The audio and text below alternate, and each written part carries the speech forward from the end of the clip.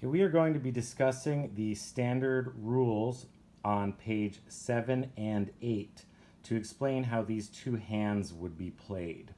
Okay, we're going to do player 1 with the village on the right, and here we have that player's village and that player's hand, exactly as it was here prior to this player playing his cards. Now, player 1, the first thing that we're going to do is we should try to use all of the elements of our village before we add any cards to our village. Okay, so the first thing we're going to do is it starts with laborer 2 here, but laborer 1 is already growing rice in his village, so we're going to leave him growing rice for another turn because it's always good to grow as much rice as possible. Okay, so what we're going to focus on here is where it says laborer 2 with an elephant is going to build the temple. Now here in your village you have a laborer with an elephant. Now the laborer on his own, he's able to build one building block at the temple per turn, but with an elephant he can do two.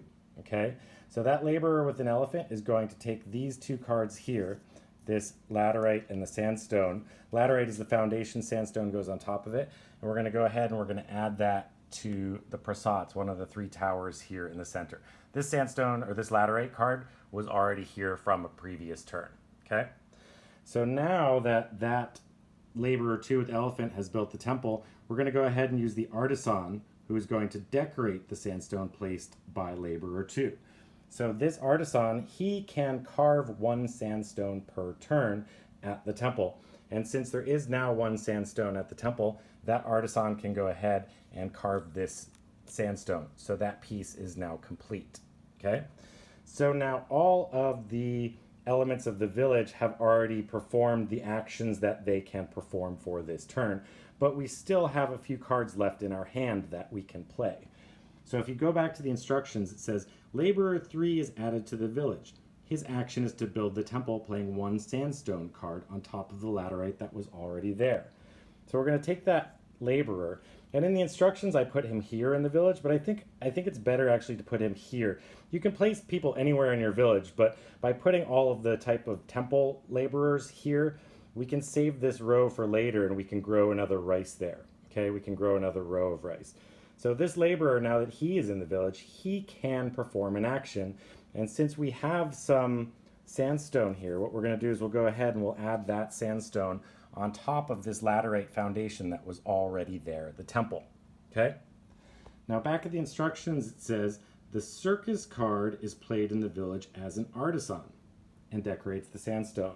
So we have a circus card. Now the circus card can also go anywhere here in the village. We're going to place him here so we save that bottom row for rice.